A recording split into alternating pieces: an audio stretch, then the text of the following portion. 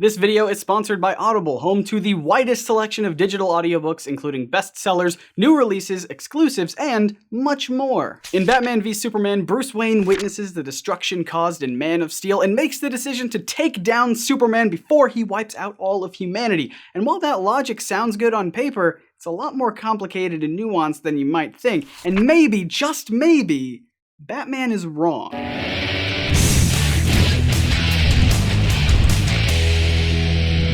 Last week we looked at the ethics of whether or not Batman should kill the Joker. The comment section was divided, to say the least, and I can only imagine that will continue today as we debate not who would win, but whether the two gladiators should even fight each other at all. Holy, here we go again, Batman. As of this recording, I'm at a bit of a disadvantage here since the movie hasn't actually come out yet. All we have to go off of are the trailers, and thankfully they do provide us with a few reasons why Batman wants to bring down Superman. Chiefly among them is this line. If we believe there's even a 1% chance that he is our enemy, we have to take it as an absolute certainty. Now, you and I both know that Superman is the big blue Boy Scout. He would never turn on us like that.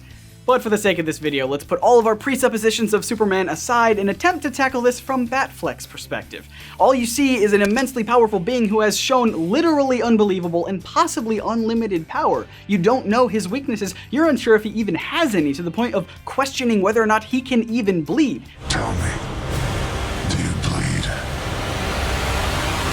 The only other members of his species that showed up try to terraform the planet with no regard to its current inhabitants, and after the battle where he recklessly participated in destroying Metropolis, he walks away unscratched. Even his hair is still perfect. So yeah, it becomes a little easier to see where Batman is coming from here, but to get a better sense of what's going on, a helpful analogy might come in the form of a famous thought experiment. Quick, to the Bat Trolley!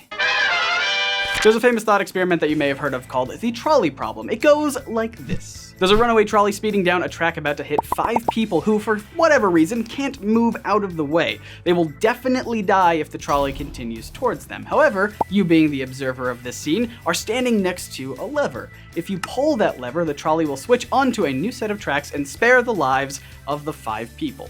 But here's the catch. That new set of tracks isn't empty. There's one person on it who also can't move. If you don't pull that lever, the trolley will continue down the track it's on and kill 5 people. If you do pull the lever and switch tracks, the trolley will only kill 1 person. Which do you choose? To see this from Batman's perspective, let's plug in Superman as the one guy on the spare track, the entire human population on the main track, and Batman himself at the lever. If Batman does nothing, all of humanity dies. If he pulls that lever, the trolley will kill Superman, but spare everyone else on the planet. Side note, I know that a trolley is no match for someone who has been described as more powerful than a locomotive on many occasions, but let's say that Superman is weakened. Kryptonite, red solar rays, the whole deal. If Batman pulls that lever, Superman will die. There's no clever way out of it. There's no coming back to life, as is so common in the world of comics. Batman can't save both parties. He has to choose. I believe, at least with the case of Batfleck, Bats would pull the lever. However, this really isn't a fair analogy of the situation. The problem we've set up is one where Batman has to take action to kill Superman because we know for certain that if he does nothing, everyone will die.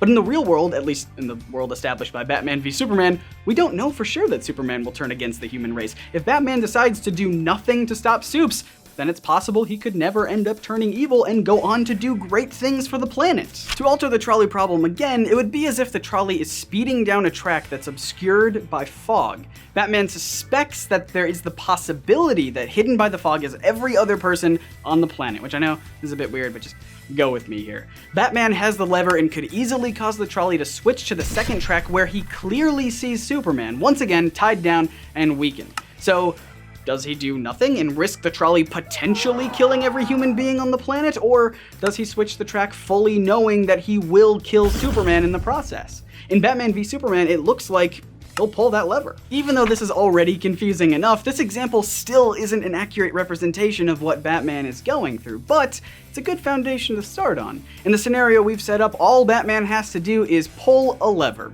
That's easy. In fact, it's too easy. Let's go back to the core of the trolley problem. You're watching a trolley speed towards... Actually, is there a synonym for trolley? I feel like I've said that word so much already. At this point, it's lost. The word has lost its entire meaning to me. Cable car, streetcar, tram?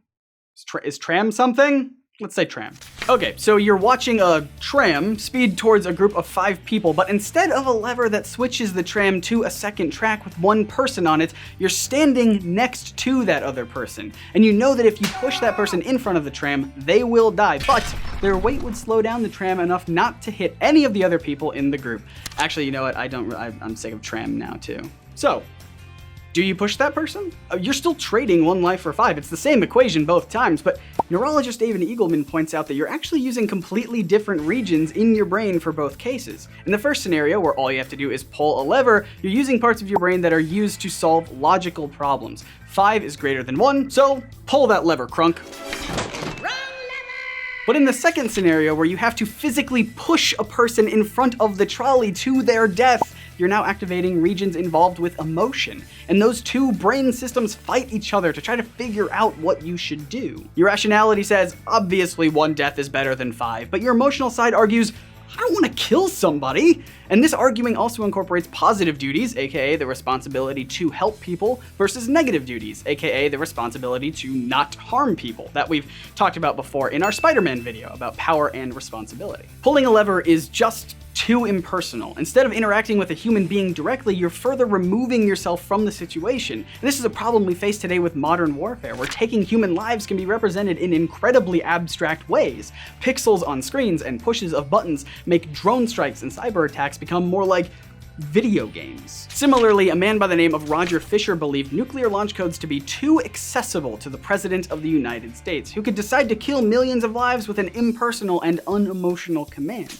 Instead, Fisher proposed the launch codes should be put into a small capsule and implanted next to the heart of a living, breathing volunteer. That volunteer would accompany the president everywhere he or she goes and carry around a large, menacing butcher knife. And now, I just want to read you exactly what Fisher wrote. Quote, if ever the president wanted to fire nuclear weapons, the only way he could do so would be for him first, with his own hands, to kill 1 human being. He has to look at someone and realize what death is, what an innocent death is. Blood on the White House carpet. Batman isn't pulling a lever or pushing a button. He's personally confronting Superman one-on-one, mano-a-mano. To have that reflected in our trolley problem, imagine that in order to save the entire human race that may or may not even be on the track in the first place, Batman has to physically push Superman onto the tracks. And again, we're assuming that Superman is weakened, will definitely be out of the game permanently if Batman decided to go through with it. Bats would have to engage both the logical and emotional parts of his brain, which could make it tricky to actually go through with it. But hang on. Batman doesn't look conflicted about this. Based off the trailers, it seems as though he isn't even a little hesitant about stopping Supes. What else is going on here? And this brings up the final variation of the trolley problem that we'll talk about today, because it's already getting convoluted enough as is. But hey, that's what these thought experiments are for. Think back to the scenario where you have to push someone onto the tracks in order to stop the trolley and save the group. That still seems like a tough call to make, doesn't it? Well, would it help in your decision-making process if I told you that the person you're pushing was responsible for putting that group of people on the tracks and sending the trolley barreling down to kill them? In other words, imagine those old-timey mustachioed villains tying up damsels in distress on railroad tracks. If the only way to save that innocent civilian was to push the villain in front of the train, would it be easier to do? Intuition seems to say, yeah. It's kind of poetic justice in a way. It feels like it would be morally justified to push the villain since he set up this whole scenario in the first place, right? And when you look back at the trailer, it's so obvious that Batman sees Superman as the villain. In Batman's mind, he believes that it's the Man of Steel versus everyone on the planet. You can't have both. And since Superman is the being who Bats believes is endangering the entire human population, he has absolutely no reservations taking down the last son of Krypton permanently. What started out as a simple trolley thought experiment escalated into a complicated and nuanced plot. And believe it or not, we've actually seen Batman in a very similar situation before. In Batman Begins, the Caped Crusader is fighting Ra's al Ghul on a speeding train. If Batman does nothing and lets that train continue barreling towards Wayne Tower, Scarecrow's fear gas will cover the entire city of Gotham in a cloud of fear and terror that will cause countless deaths. But if Batman reroutes the train into the ground, it will come at the expense of 1 person's life. However, that 1 person, Ra's, is far from innocent. In fact, he's the one that set up that entire plot to destroy Gotham. It's so on the nose that I feel like we as fans should have seen this coming. And of course, we all know what Batman chose. I won't kill you, but I don't have to save you. As we established in part 1 of this series, Batman's thinking here can be considered utilitarian. Batman weighed the consequences of each action and decided to take the action that benefited the most people. And that's precisely what he's doing with Superman here. Batfleck is willing to go out of his way to take down Superman because he believes doing so will benefit the largest amount of people. But if Batfleck is a utilitarian trying to save as many people as possible, then is fighting Superman the best way to go? He's treating Superman as if he were a bomb with enough power to destroy the entire planet that's just waiting to detonate. It doesn't matter if there's only a 1% chance of it triggering, that likelihood is more than enough to warrant getting rid of that thing. Some days you just can't get rid of a bomb. Which again, sounds simple enough that I'm sure we could all agree to that. Except Superman isn't just sitting around waiting to turn against humanity, he's actively going out and saving people. If Batman does nothing to interfere and lets Superman live, Superman could potentially save countless human lives. Heck, we've already seen him save the entire planet from an extinction-level event in Man of Steel, and he did that in a snap. But if Batman wants to maximize well-being for the most amount of people, then by going off of his hypothetical statement that Supes only has a 1% chance of turning villainous and a 99% chance of staying a hero, Batman should really just do nothing. But that wouldn't make for an exciting movie, would it? Batman tolerates Superman? Actually, I'd probably watch that. What do you guys think? Is Batman right to want to take down Superman, or should he just do nothing and let Superman help people even if there's a risk that he might someday turn evil? Let me know your thoughts in the comments. If you like these last 2 videos, you can thank our sponsor, Audible. Audible content includes more than 180,000 audio programs from the leading audiobook publishers, broadcasters, entertainers, magazines and newspaper publishers, and business information providers. I genuinely use Audible probably every single day. In fact, this series of Batman videos was heavily inspired by the audiobook Batman and Philosophy by Mark D. White. I highly recommend checking it out. And hey, good news! Audible is offering you wonderful nerds a free 30-day trial membership. Just go to audible.com/nerdsync and browse the over 180,000 audio programs, download a title for free, and start listening today.